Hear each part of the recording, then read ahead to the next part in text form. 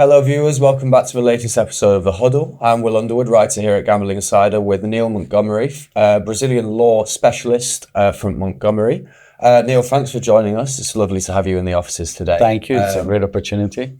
And so, I wanted to open with a question regarding the SPA's regulatory agenda, which was released a little bit earlier on in the year. Right. Just an overview of your sort of key takeaways, both the positives of the agenda and maybe a few areas you think that could be improved moving forward. Well, first of all, it's positive to have a regulatory agenda. And this was a regulatory agenda that was put to public consultation as well. So there was a lot of dialogue between the regulator and the market. So that, of course, is very positive. And it is, let's say, a 2-year agenda. So there's a lot to cover. The SPA is going to start with responsible gambling, which is also very positive. I think that's going to be one of the key points. And this is one of the main concerns. It comes from the Brazilian society because Brazil has always been very sensitive towards gambling and gaming in general. As you know, in 2018, sports betting was legalized. Then in 2023, we had iGaming also being legalized. We still don't have land-based casinos legalized. Maybe hopefully this year, the bill of law that deals with that will be approved as well. But it is an area that has always been very taboo, very sensitive, especially the evangelicals, the religious part of society, have always been against. So it was difficult to legalize these two verticals. And so it makes sense that responsible gaming be the first key issue to be tackled. There are others to be tackled still this year. Another very important item is towards the end of the year, whether B2B providers will also have to obtain a license. We've already seen a trend of B2B providers that currently do not need a license to set up shop in Brazil, incorporate their own subsidiaries.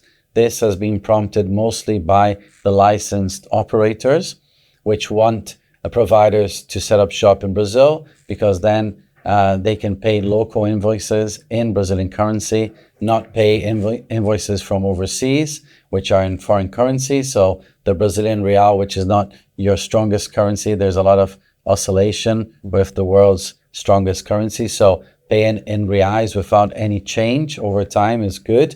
And of course, the tax burden is also lower if you pay an invoice locally from a local provider. And the third reason as well is to facilitate enforcement if the B2B provider becomes liable for any, for example, defective games, because Brazil does have very strict consumer legislation, and everybody that is part of the supply chain is jointly and severally liable. So if the operator gets sued by a customer, for example, because of a defective game that made the customer lose money, then the operator, if the provider also has a subsidiary in Brazil, has greater facilities to enforce an award against the local B2B provider, its local entity. So there has been that trend, and the SPA has mentioned that in Q4, probably of 2025, the need or not for licenses for B2B providers too will be tackled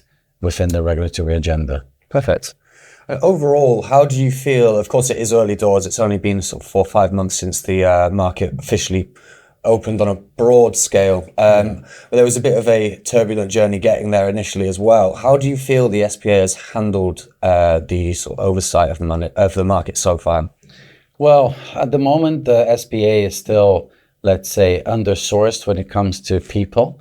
I think they still need additional civil servants working, but they have done a good job so far. I think we have had the secretary now for more than a year, which is good as well. So it's good to have stability in the leader of SPA.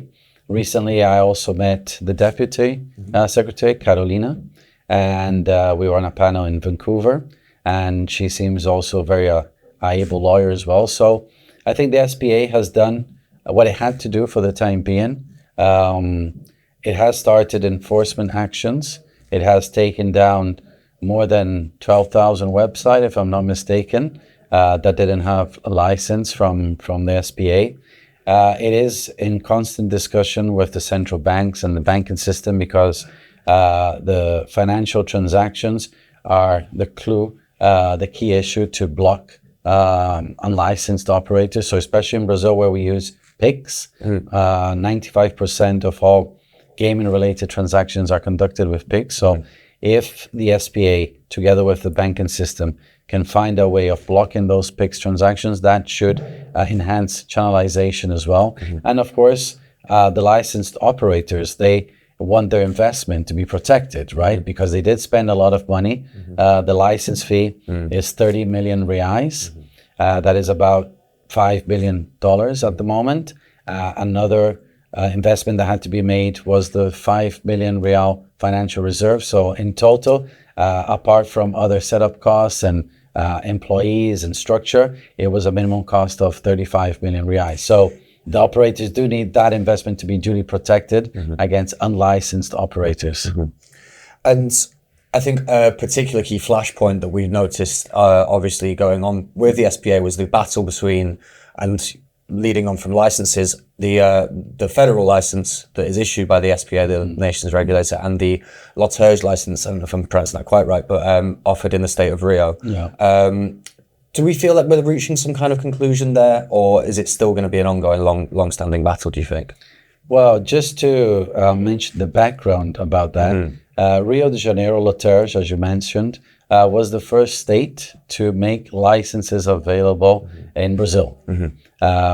Firstly for sports betting, and then when the law was approved, they included iGaming as well. But they started before any other state and before the federal government made licenses available. So they were quite innovative, disruptive, and many people got interested in the state license because it had one specific feature that the 2023 law gave it, which was the terms and conditions of the tender would be respected, provided that it were issued before the beginning of the legislative work that culminated in the 2023 law. And Rio de Janeiro was the only state in the federation of 26 states and a federal district to issue the tender notice before this cutoff date. And what the tender notice says is that licensed operators could accept bets from outside of the territory of Rio de Janeiro. So that made it extremely attractive because the license fee was much less, 5 million. It has been adjusted a little bit, but 5 million compared to 30 million is a big difference. And of course, this didn't make the federal government like that.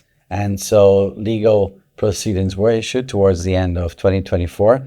And then at the beginning of 2025, on the first working day of 2025, the 2nd of January, there was an injunction issued by one of the justices of the Supreme Court stopping this. And then in February, we had a plenary decision upholding the injunction. However, two of the justices mentioned that the effects of the injunction to be ruled in the future, when we discuss the merits of the case, there should be a modulation of the effects, which means in practice that there could still be a possibility for those licensed operators in Rio that obtained their licenses prior to the 2nd of January, potentially to keep those licenses with the effect that was awarded before the 2nd of January. So there's still that discussion. So it's an ongoing battle at the Supreme Court, which is the highest court in the land. And so I believe that we're still months, maybe even years away from a final decision. However, Rio de Janeiro has had to comply with the decision, and currently license holders in Rio de Janeiro cannot accept bets from outside of the state of Rio de Janeiro, and they have had to implement geo-blocking tools to secure that as well. Another discussion that we're having at the moment, besides Loteria, is also another thing that complicates the scenario, which are the municipal licenses as well. And if we have one federal government, we have 26 states and a federal district, we have thousands of municipalities. And there could be additional competition there if the municipal licenses stand. And it's quite a controversial topic in Brazil, whether municipalities can issue or not licenses for sports betting and iGaming, whether that will be only for the federal government and for states. Because if you go back to 2020, when the Brazilian Supreme Court issued the decision that broke the monopoly of the federal government, because this is where the origin of state and municipal licenses arises. Because in 2020, the Supreme Court said the federal government no longer had the monopoly on the exploitation of lottery services in Brazil. To the extent sports betting and also iGaming were approved as forms of lottery, this is where the license, not only to grant traditional lottery, but sports betting and iGaming as well, arose.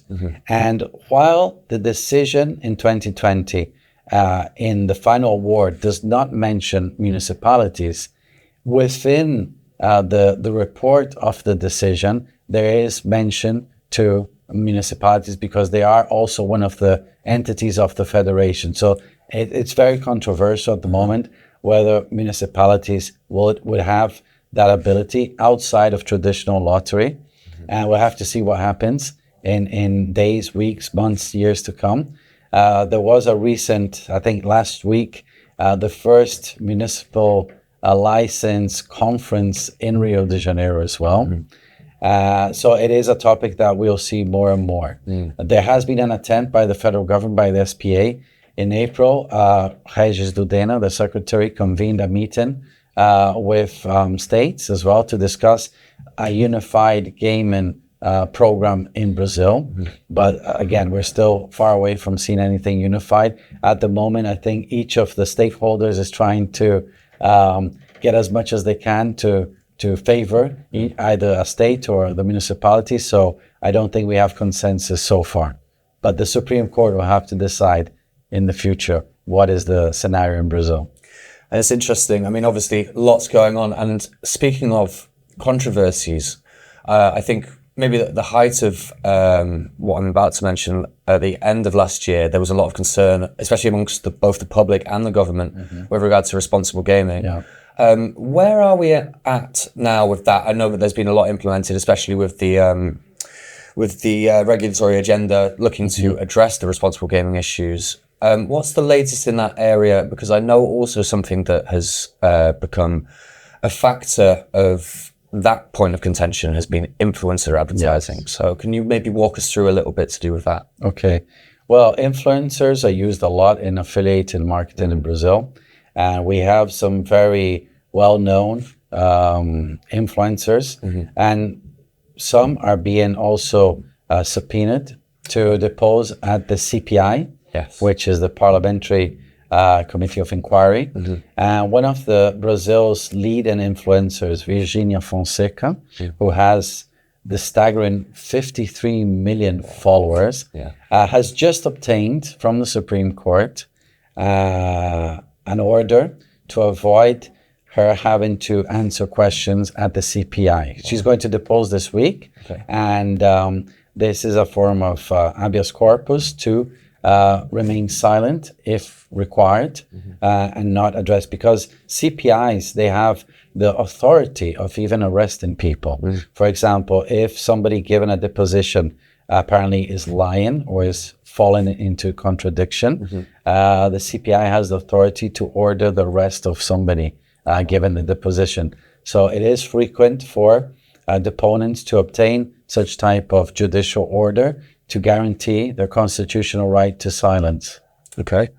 And I believe what last time we spoke, you mentioned a sort of interesting point about mergers and acquisitions in the market. You believe that that's something that could become more of a presence moving forward. And I was wondering if you could tell us a little bit more about that. Sure. I've been speaking about this topic now for a long time because the gaming market in Brazil, we've already seen just under 100 licensed operators, and there's still a backlog of hundreds and hundreds of license applications. The last time I looked at the SPA website, which was at the end of March, there were in total 370 federal license applications. So that's a big number. And to date, just over 80 have been granted. So there are more licensed operators to enter the market.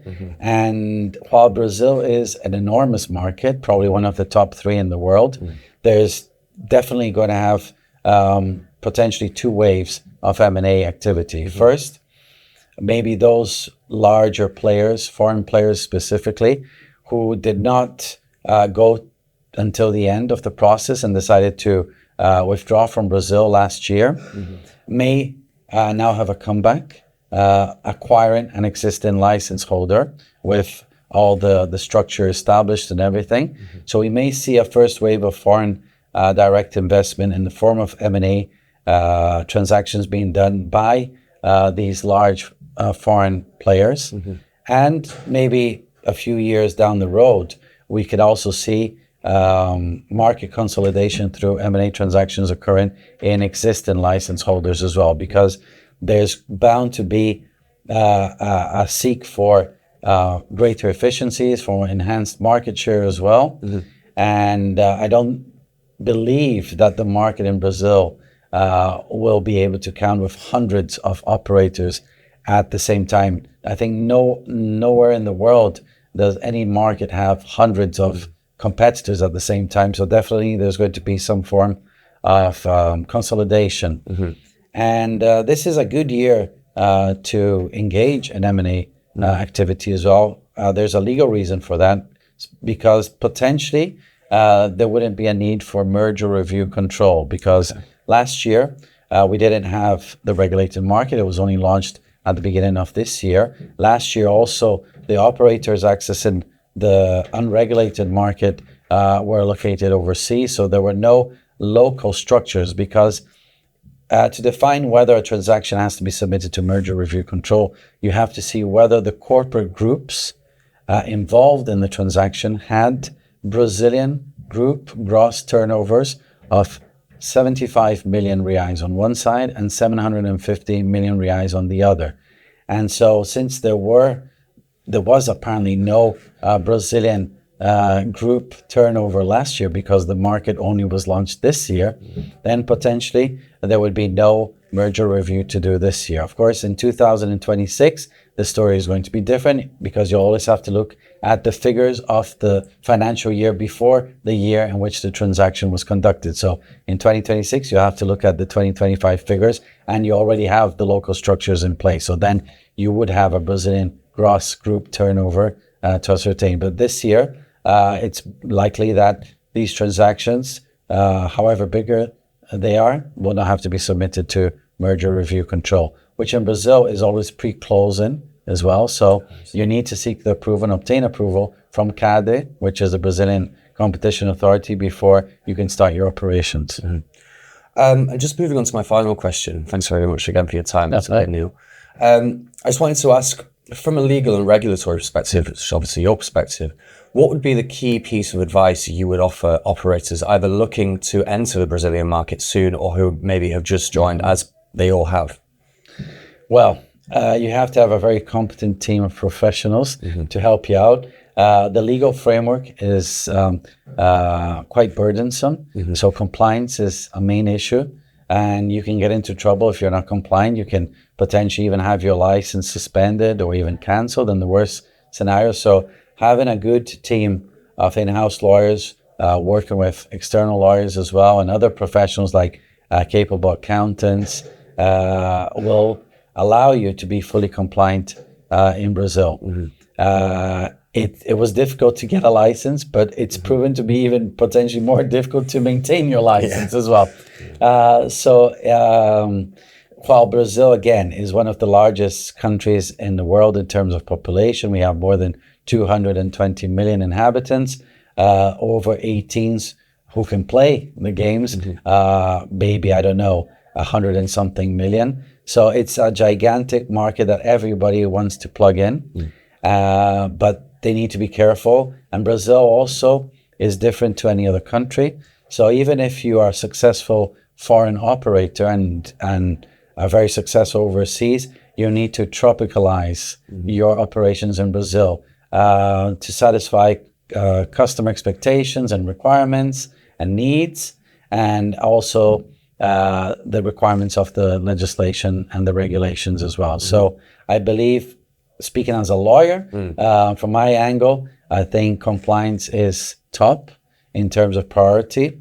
And also, if you have a very efficient and capable customer service support service, because Brazil is also a very litigious jurisdiction.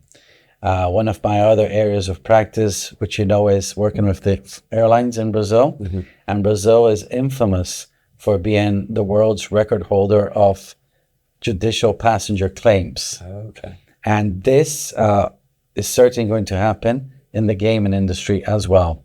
We have already started to help clients defend such type of consumer claims. This weekend, we had the first decision, favorable decision of one of the very first claims we're handling. But this is going to multiply many times, and probably we'll see what the airlines have experienced over the years.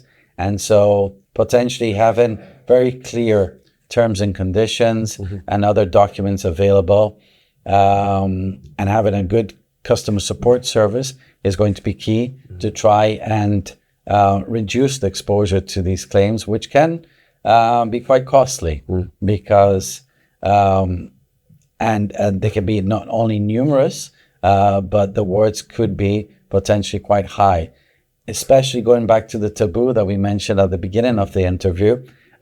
We don't yet know what is going to be the overall approach by the judiciary, but maybe if they have the same prejudice that other areas of society have, they may see the betting companies as very deep pockets, and they could be favorable to the customers, to disgruntled customers claiming whatever they want to claim in court. So I think lawyers are going to be key in let's say, the success of operators in Brazil.